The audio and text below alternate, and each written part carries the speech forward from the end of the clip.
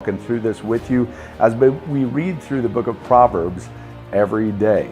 And so the goal is this: you should be reading it, and then this should be just something extra for you when it comes to reading through the book of Proverbs. Today, I'm reading from Proverbs chapter 26. And again, I'm not reading the whole thing, but I am highlighting some specific verses that kind of jumped out to me as we've been reading through this.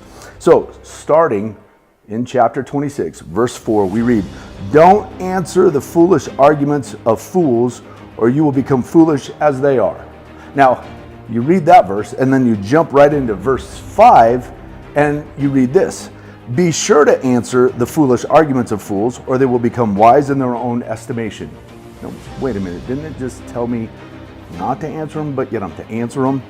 Well, here's the thing. These two verses complement each other, because they're talking about different things. See, what they're saying is when a fool tries to show their own wisdom by being foolish, don't be drawn into a stupid argument.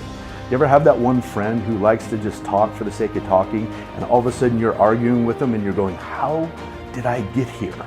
That's what it's talking about. So the first verse is about foolish arguments. The second one is addressing foolish ideas, that we are to address those foolish ideas. We're to address those, especially if they're going against biblical wisdom. If you're talking to another follower of Jesus and they're saying foolish things about their life, maybe you've got that friend that says, oh, it's okay to sleep with my boyfriend or girlfriend, it's okay to get a divorce, it's okay, these kind of things. You go, no. This is a foolish idea. And so we want to step into those foolish ideas so that they don't become wise in their own estimation. Then when it comes to chapter 26, you can go to verses 23 through 26. And again, we're talking about some pretty heavy life conversations. It starts in verse 23 by saying, "Smooth words may hide a wicked heart, just as pretty glaze covers a clay pot." Well, what's it saying? Some people are just smooth talkers, and they're going to cover exactly what they're doing. Just like a glaze on a pot or a cup will cover its deformities, its flaws, some people are just really good talkers. It goes on at verse 24 and we read, "People may cover their hatred with pleasant words, but they're deceiving. They're hiding their motives." Verse 25, "They pretend to be kind, but don't believe them. Their hearts are full of many evils." What does that mean? They're fake.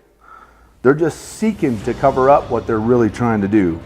Which goes on in verse 26 where we will read, "While their hatred may be concealed by trickery, their wrongdoing will be exposed in public."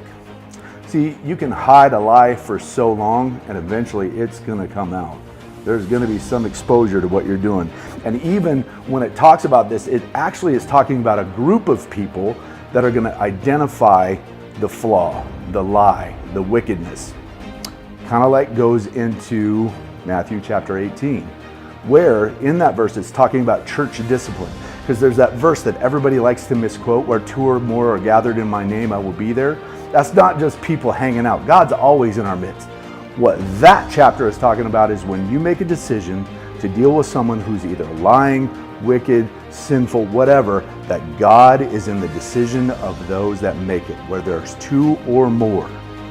So we need to make sure that we have to trust God to give us the wisdom when it comes to dealing with people like that.